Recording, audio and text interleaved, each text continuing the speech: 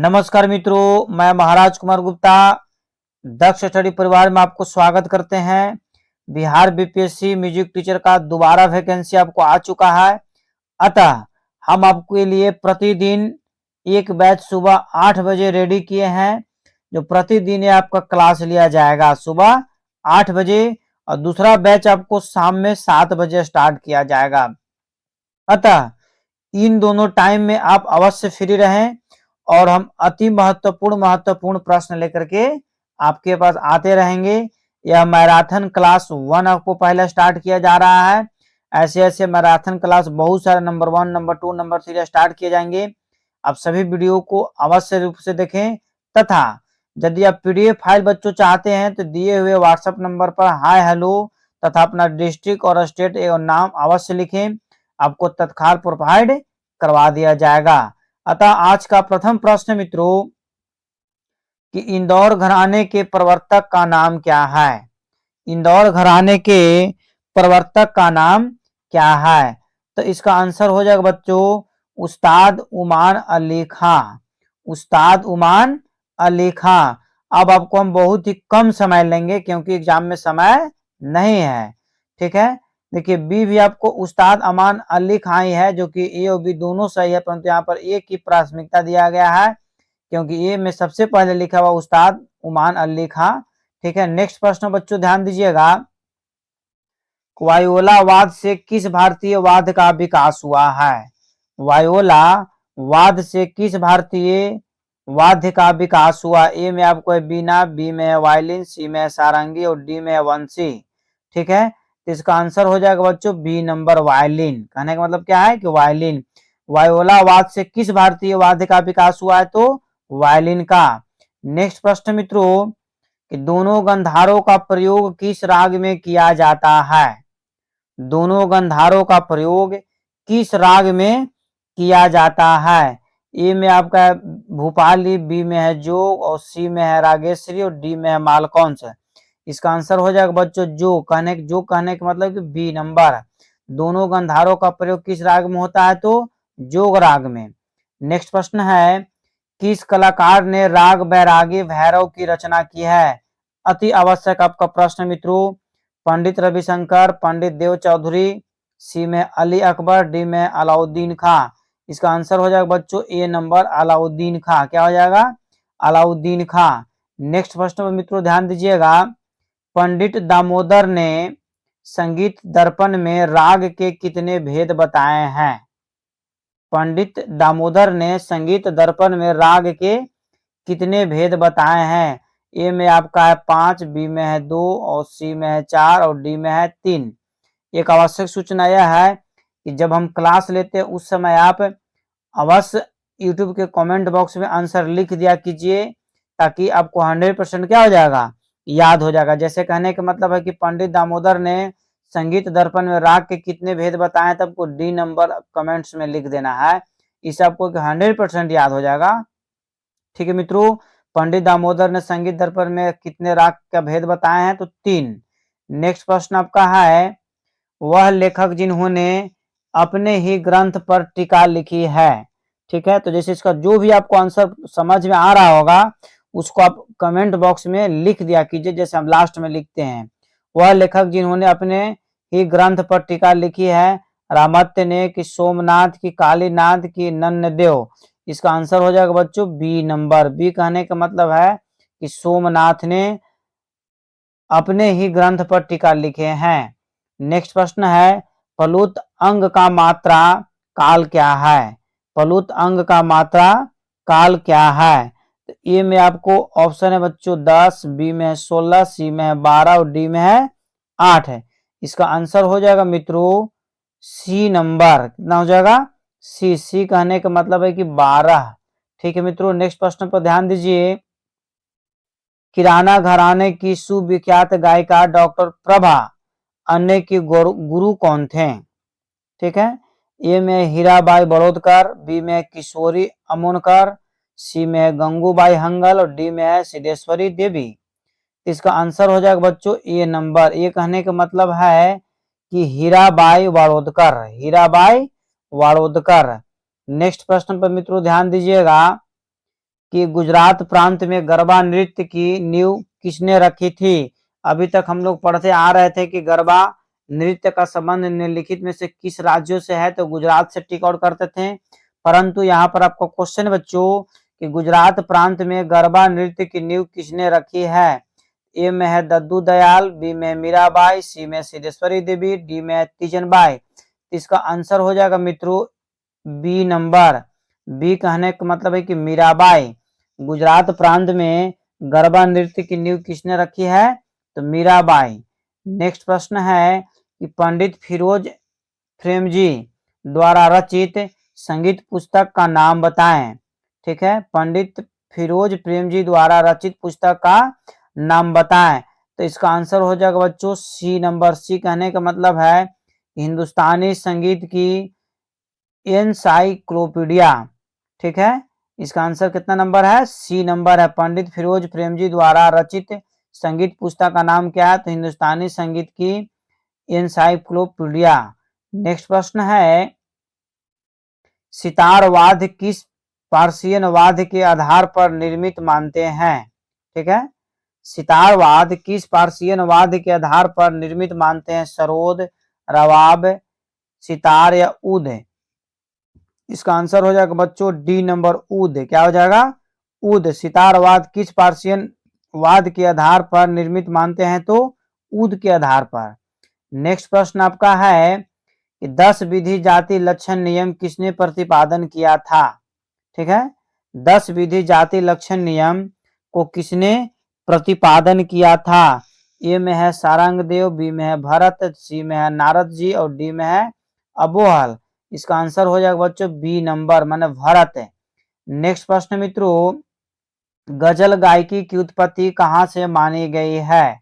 ए में है अरब, बी में है फारस लोक संगीत, सी में है भिन्नता गीति और डी में है अकबर काल। इसका आंसर आप बताइए क्या होगा। इसका आंसर हो जाएगा अरब से। ठीक है, गजल गायकी की उत्पत्ति कहाँ से मानी गई है, तो अरब से। नेक्स्ट प्रश्न है वाद्य प्रधान गीत प्रकार है। वाद्य प्रधान गीत किसका प्रकार है। ए में आपको निर्गीत का, बी में प्रबंध का, सी में ध्रुवा गान का और डी में है गीतक का। इसका आंसर हो जाएगा मित्रों ए नंबर। ए कहने का मतलब बच्चों को निर्गत का। ठीक है, वाद्य प्रधान गीत किसका प्रकार है, तो निर्गत का।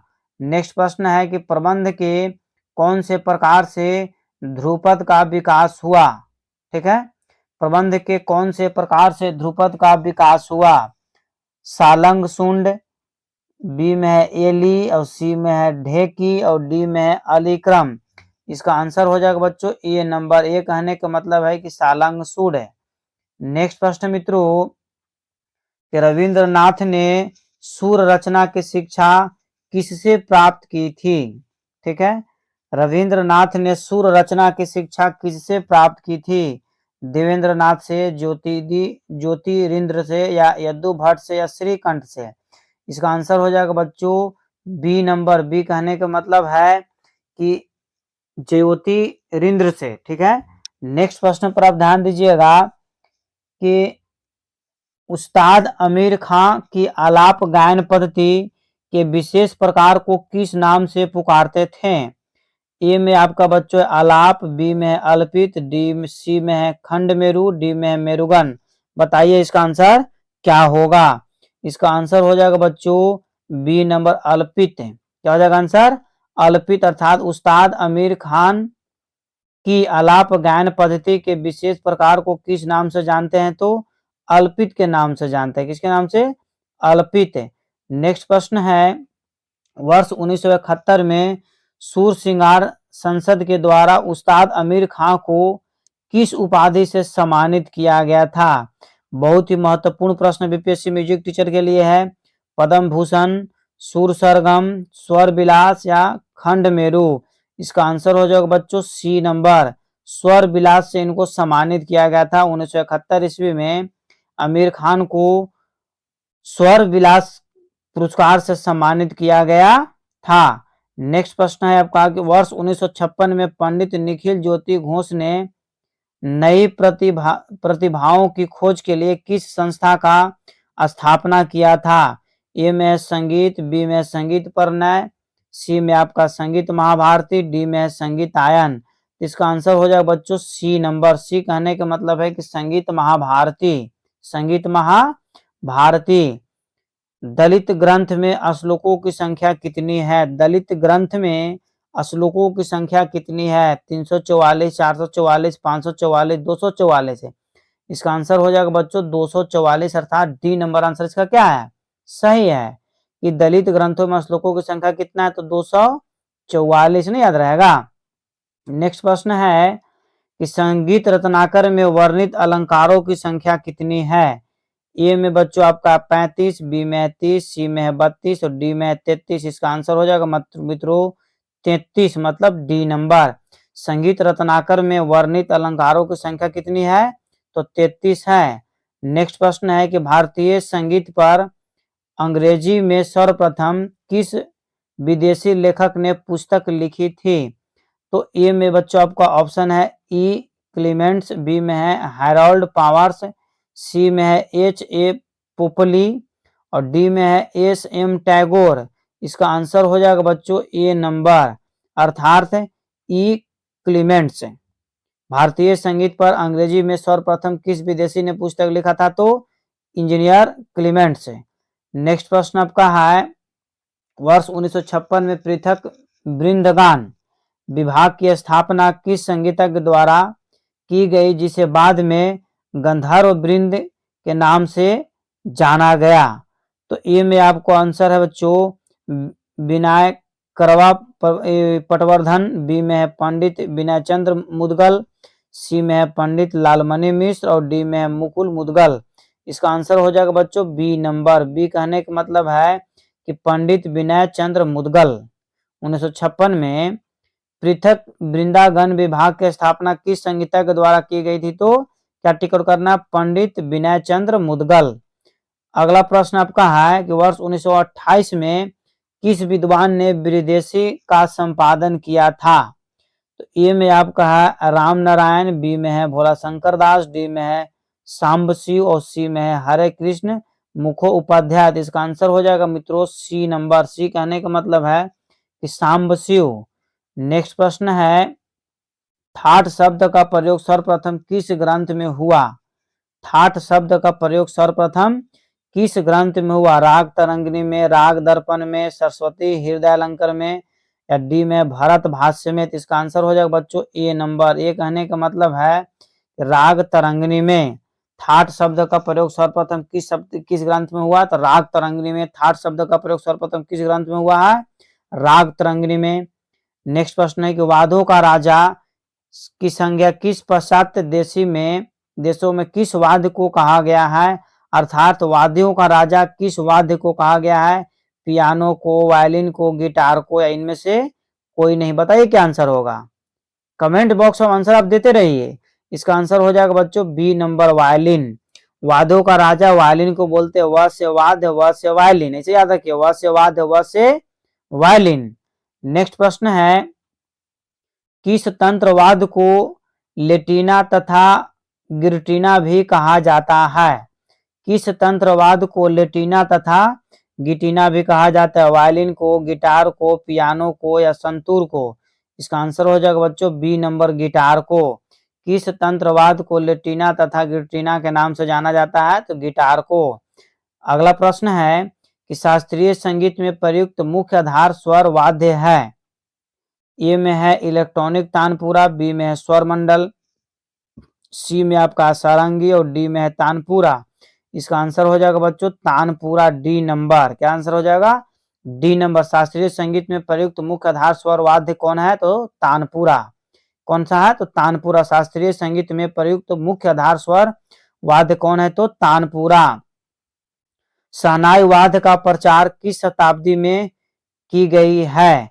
16वीं 17वीं शताब्दी, 12वीं शताब्दी, 16वीं शताब्दी या 21वीं सदी? इसका आंसर हो जाएगा मित्रों सी नंबर 16वीं शताब्दी। शहनाई वाद्य का प्रचार किस शताब्दी में हुआ है? तो 16वीं शताब्दी में। अगला प्रश्न निम्नलिखित रागों में से अमजद अली खान निर्मित राग है? अर्थात अमजद अली खान द्वारा निर्मित राग इनमें से कौन है? पलाश सारंग राग, हेम हिंदौल राग, सुहाग भैरव राग या गंगेश्वरी राग? इसका आंसर हो जाएगा मित्रों सी नंबर। सी कहने का मतलब है कि सुहाग भैरव राग है। अर्थात अमजद अली खां ने किस राग का निर्माण किया था? तो सुहाग भैरव राग। ठीक है। नेक्स्ट प्रश्न है कि बाबुल मोरा नैहर छूटो जाए बंदिश किस गायक द्वारा प्रसिद्ध है? मतलब किस गायक ने इसको गाया था? तो इसका ए में वाजिद अली शाह, बी में फयाज खां, सी में बिलायत खां, डी में अली अकबर खां। तो इसका हो जाएगा आंसर बच्चों फयाज खां, बी नंबर। क्या हो जाएगा? B number. अर्थात बाबुल मोरा नैहर छूटा जाए बंदिश किस गायक ने गाया था? तो फयाज खां ने। अगला प्रश्न है कितने मेलकर्ता रागों से एक चक्र का निर्माण होता है? कितने मेलकर्ता रागों से एक चक्र का निर्माण होता है? बताइए। ए में 10 है, बी में 9 है, सी में 8 है और डी में आपको 7 है। बताइए आपका क्या आंसर होगा? तो इसका आंसर हो जाएगा बच्चों 8 है। 8 कहने का मतलब है कि सी नंबर। कितने मेलकर्ता रागों से एक चक्र का निर्माण होता है? तो 8 का। नेक्स्ट प्रश्न मित्रों, राग शब्द का प्रयोग सर्वप्रथम किसमें हुआ? संगीत रत्नाकर में कि नाट्य शास्त्र में, बृहदेशी में कि संगीत परिजात में? इसका आंसर हो जाएगा बच्चों, बताइए क्या आंसर होगा? इसका आंसर है सी नंबर। सी कहने का मतलब कि बृहदेशी। राग शब्द का प्रयोग सर्वप्रथम किस में हुआ है? तो बृहदेशी में हुआ है। अगला प्रश्न है बच्चों कि राग के कितने भेद हैं और कौन कौन से हैं? ठीक है। तो राग के आपको यहाँ पर 3 भेद बताया गया है। सबसे पहला है बच्चों आपका कि शुद्ध राग, बी में आपका है छयाल राग और डी में है संकीर्ण राग। तो इसका आंसर हो जाएगा मित्रों डी नंबर। मतलब इनमें से सभी सही है। राग के कितने भेद हैं? तो 3। कौन कौन से? तो शुद्ध राग, छयाल राग, संकीर्ण राग। अर्थात इनमें से सभी सही है। इनमें से सभी सही है। नेक्स्ट प्रश्नों पर ध्यान दीजिएगा। कीर्तनम के कितने विभाग हैं? कीर्तनम के कितने विभाग हैं? ए में आपका है 6, बी में है 5 और सी में है 3 और डी में है 2। इसका आंसर हो जाएगा बच्चों 6। कीर्तनम के कितने विभाग हैं? तो 6। कीर्तनम के कितने विभाग है बच्चों? तो 6 विभाग हैं। अगला प्रश्न है कि अनुपल्लवी गीत का कौन सा खंड है? अनुपल्लवी गीत का कौन सा खंड है? पहला खंड, दूसरा खंड, तीसरा खंड, चौथा खंड है? इसका आंसर हो जाएगा मित्रों ए नंबर। ए कहने का मतलब है कि पहला खंड है। नेक्स्ट प्रश्न है आपका कि ठुमरी की निम्नलिखित में से कौन सी शैलियां या अंग माने गए हैं? ठुमरी की निम्नलिखित में से कौन सी शैलियां या अंग माने गए हैं? ए में है पूर्वी अंग, बी में है पहाड़ी अंग, सी में है पंजाबी अंग और डी में है ए सभी सही। अर्थात इसका आंसर हो जाएगा मित्रों ए नंबर। ये कहने का मतलब है कि पूर्वी अंग।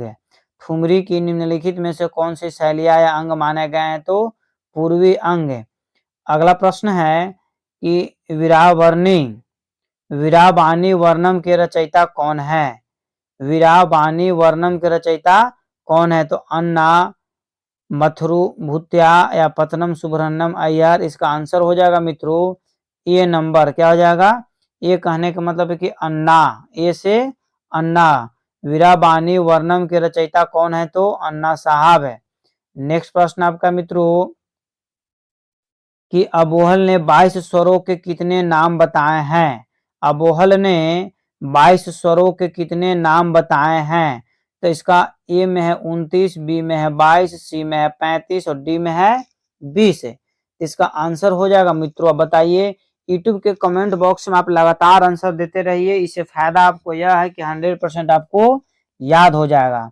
तो अबोहल ने 22 स्वरों के कितने नाम बताए हैं? तो 29। 29 कहने का मतलब है बच्चों की ए नंबर। अगला प्रश्न है आपको राग संगीत संग्रह के रचनाकार कौन है? राग संगीत संग्रह के रचनाकार कौन है? ए में है लोचन साहब, बी में है भारत खंडे साहब, सी में है मतंग ऋषि और डी में है बृहस्पति। इसका आंसर हो जाएगा बच्चों ए नंबर। ए कहने का मतलब है कि लोचन। राग संगीत संग्रह के रचनाकार कौन है? तो लोचन साहब है। राग संगीत संग्रह के रचनाकार कौन है? लोचन साहब है। अगला प्रश्न है कि परिजातक ग्रंथ किस राजा के शासन काल में लिखा गया था? बहुत ही महत्वपूर्ण शासक है। ठीक है, परिजातक ग्रंथ किस राजा के शासन काल में लिखा गया था? तो ए में है बाबर, बी में औरंगजेब, सी में है बहादुर शाह जफर और डी में है स्वाई प्रताप सिंह। इसका आंसर हो जाएगा मित्रों बी नंबर। बी कहने का मतलब है कि औरंगजेब। परिजातक ग्रंथ किस राजा के शासन काल में लिखा गया था? तो औरंगजेब के शासन काल में। अगला प्रश्न मित्रों, ताल में लगने वाले समय को क्या संज्ञा दी जाती है? ताल में लगने वाले समय को क्या संज्ञा दी जाती है? ए में है काल, बी में है क्रिया, सी में है मानमम और डी में है समय। इसका आंसर क्या होगा बताइए। हम बार बार बता रहे कि कमेंट्स बॉक्स में आप आंसर अवश्य देते रहिए। तो ताल में लगने वाले समय की संज्ञा को क्या दी जाती है? तो काल बोला जाता है। क्या बोला जाता है? काल। अर्थात मित्रों, ताल में लगने वाले समय को संज्ञा दी जाती है तो ताल की। अगला प्रश्न मित्रों कि ध्यान दीजिएगा, काकपद अंग का मात्रा काल क्या है? काकपद अंग का मात्रा काल क्या है? तो ए में आपका 12 मात्रा काल, बी में 8 मात्रा काल, सी में 24 मात्रा काल और डी में है 16 मात्रा काल। बताइए बच्चों इसका आंसर क्या होगा? अब लगातार हमारे साथ जुड़े हुए रहें, आपको 100% मदद किया जाएगा तो किया जाएगा। तब तक इसका आंसर बता देते, डी नंबर 16 मात्रा काल। काकपद अंग का मात्रा काल क्या है? तो 16 मात्रा काल। नेक्स्ट प्रश्न है,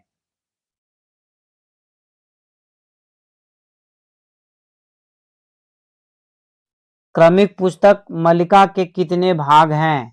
क्रमिक पुस्तक मल्लिका के कितने भाग हैं? तो इसका आंसर हो जाएगा बच्चों, ए में है 5 और बी में है 9 और सी में है 7 और डी में है 6। बताइए इसका आंसर क्या होगा? इसका आंसर हो जाएगा बच्चों 6 नंबर। क्या हो जाएगा? 6। अर्थात कहने का मतलब है कि क्रमिक पुस्तक मल्लिका के कितने भाग हैं? तो 6। अर्थात डी नंबर इसका आंसर क्या हो गया? सही हो गया मित्रों। नेक्स्ट प्रश्न है आपका कि तालपक्कम का नाम किस गायन विद्या के साथ लिया जाता है? तालपक्कम का नाम किस गायन विद्या के साथ लिया जाता है? ए में बच्चों आपका ऑप्शन है कीर्ति, बी में है कीर्तनम, सी में है तिलाना और डी में है पद्म। बताइए आंसर क्या होगा? इसका आंसर हो जाएगा बच्चों कीर्तनम, बी नंबर कीर्तनम। अर्थात तालपक्कम का नाम किस गायन विद्या से लिया जाता है? तो कीर्तनम। नेक्स्ट प्रश्न मित्रों कि मध्यकाल श्रुति स्वर विभाजन के अनुसार षडज किस श्रुति पर विद्यमान है? ठीक है, मध्यकाल श्रुति स्वर विभाजन के अनुसार षडज किस श्रुति पर विद्यमान है? ए में वर्जिका, बी में है तीव्रा, सी में है छंदोवती, डी में है दयावती। बताइए इसका क्या आंसर होगा? इसका आंसर हो जाएगा मित्रों सी नंबर। सी कहने का मतलब है कि छंदोवती। सी कहने का मतलब क्या है? छंदोवती। अर्थात मध्यकाल श्रुति स्वर विभाजन के अनुसार षडज किस श्रुति पर विद्यमान है? तो छंदोवती। नेक्स्ट प्रश्न मित्रों कि भारत ने कौन से 2 ग्राम का उल्लेख किया है? ए में आपका है बच्चों षडज ग्राम, बी में है मध्यम ग्राम। ए में है षडज ग्राम और बी में है मध्यम ग्राम और सी में आपको है ए और बी दोनों सही है। अर्थात सी नंबर ही इसका आंसर सही है कि भारत ने कौन से 2 ग्रामों का उल्लेख किया है? तो षडज ग्राम और मध्यम ग्राम का। अगला प्रश्न मित्रों कि गंधार ग्राम का दूसरा नाम क्या है? अति महत्वपूर्ण आपका बीपीएससी म्यूजिक टीचर के लिए है कि गंधार ग्राम का दूसरा नाम क्या है? तो ए में है बच्चों मध्यम ग्राम, बी में आपका है गंधार ग्राम, सी में है निषाद ग्राम, डी में इनमें से कोई नहीं। इसका आंसर हो जाएगा मित्रों सी नंबर निषाद ग्राम। गंधार ग्राम का दूसरा नाम क्या है? तो निषाद ग्राम। अर्थात नेक्स्ट प्रश्न आपको है कि गंधार ग्राम में निषाद की कितनी श्रुतियां होती है? गंधार ग्राम में निषाद की कितनी श्रुतियां होती है? ए में बच्चों है 3, बी में है 5, सी में है 2 और डी में है 4। इसका आंसर हो जाएगा डी नंबर। डी कहने का मतलब है कि 4। गंधार ग्राम में निषाद की कितनी श्रुतियां होती है? तो 4। अतः सभी बच्चों से रिक्वेस्ट है कि हम 2 बैच आपको प्रतिदिन लेंगे। एक बैच बच्चों आपको सुबह में 8 बजे AM, एक बैच हम आपको 8 बजे सुबह में लेंगे और दूसरा का बैच आपको हम पढ़ाएंगे शाम में 7 बजे, शाम में 7 बजे। ठीक है, इसलिए आप दोनों बैच को अवश्य ज्वाइन करें। दोनों बैच में अलग अलग प्रश्न होंगे। और सबसे बड़ी सूचना यह है कि आप कमेंट्स में आप जब भी टाइम के अनुसार आप रेडी रहते हैं तो कमेंट्स में आप आंसर जरूर दें। कैसे देना है आपको हम बताते हैं। जैसे मान लिया जाए कि गंधार ग्राम में निषाद की कितनी श्रुतियां होती है, गंधार ग्राम में निषाद की कितनी श्रुतियां होती है। अब कोई ऑप्शन सबका सब अवेलेबल रहेगा। ठीक है, इस तरीके से ऑप्शन क्या रहेगा, आपको ऑप्शन सभी के सभी जैसे से अवेलेबल रहेगा। इसमें से जो आपको आंसर समझ में आता है वो आप आंसर यूट्यूब के कमेंट कैसे हमने सी लिखे हैं तो आपको इस तरीका से लिख देना है कमेंट्स में।